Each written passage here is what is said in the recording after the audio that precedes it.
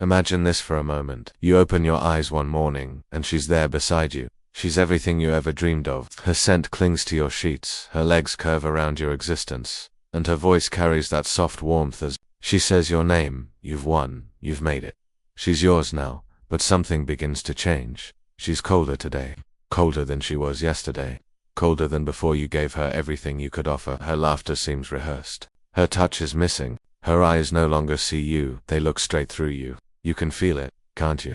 The slow erosion of your masculinity, the steady drain of your spirit. And when you finally mention it, she tells you it's nothing, that you're imagining things, that you're just too sensitive. But you're not imagining it. You're waking up to something most men will deny all their lives. She doesn't love you the way you love her. That's the forbidden truth women never want you to realize. Because once you do, you'll never look at them the same way again. Arthur Schopenhauer did.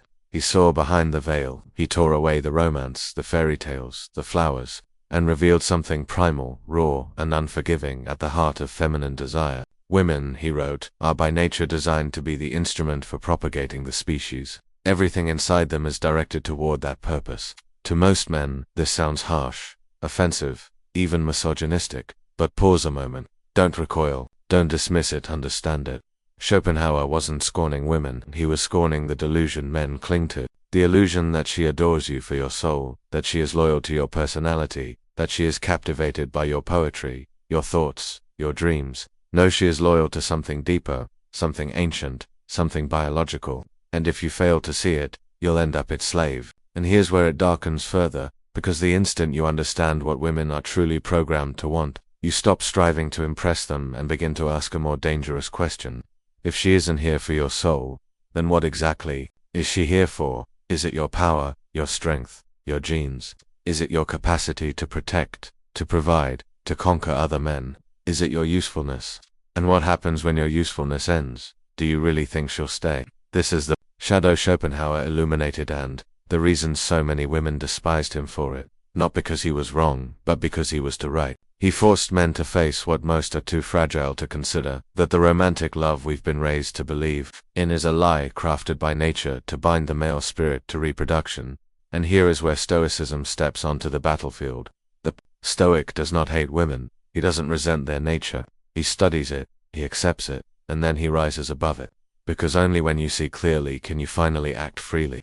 You want the story, the myth, the dream, but you have to ask yourself, is it real? Or is it bait? And if it is bait, who benefits from your blindness? Who profits when you give her everything while she offers just enough to keep you craving more? Schopenhauer wanted you to awaken, not to hate, not to control, but to see the truth behind the mask. And the most terrifying part is that the mask is so beautiful you'd rather remain blind. This is the hidden problem, and these are its psychological and philosophical roots. Why do so many men refuse to look? Why do they cling to the delusion, even as their hearts are breaking and their dignity dissolves?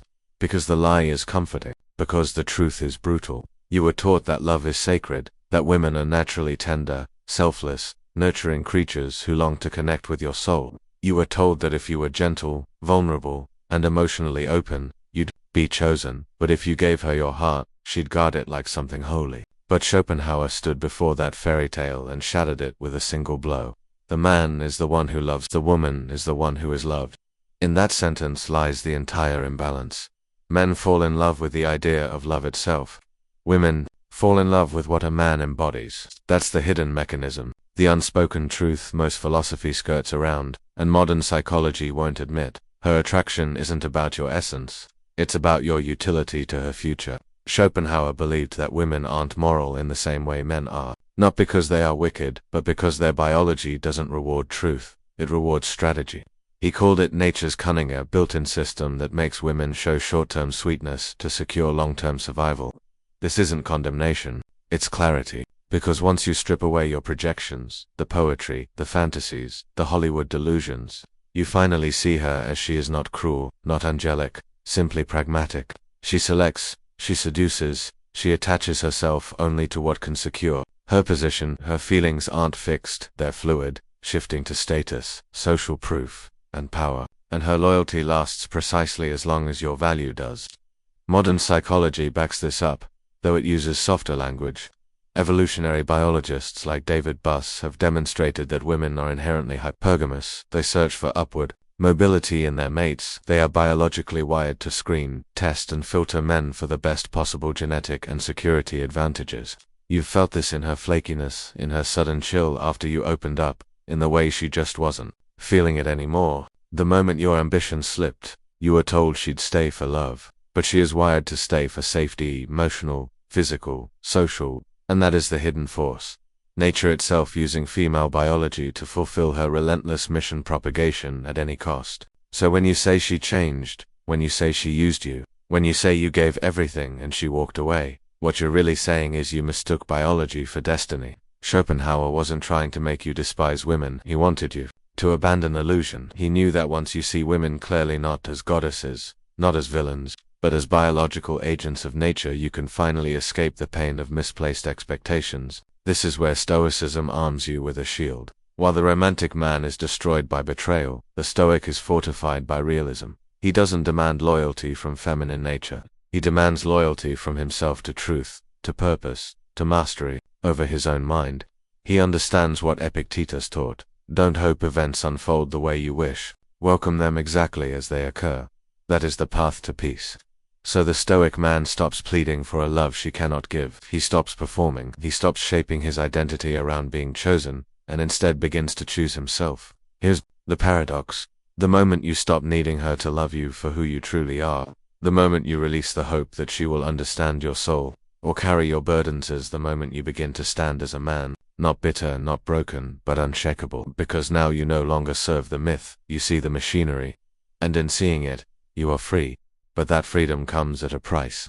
Because when you finally understand female nature, as Schopenhauer did, when you feel her smile and realize it is not always born of truth, but often of necessity, you will begin to see the world itself in a new light, and that unraveling, that dismantling of illusions, is only beginning.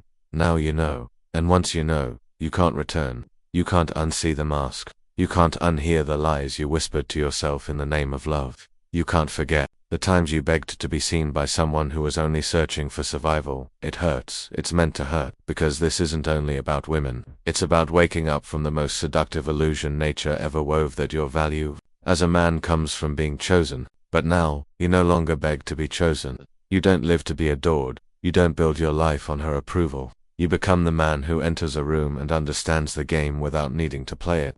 The man who loves without blindness, who leads without applause, who suffers without collapse. This is where Stoicism and Schopenhauer collide into clarity. You can love women, you can lie beside them, you can even admire them, but you will never again be enslaved by the myth of romantic deliverance.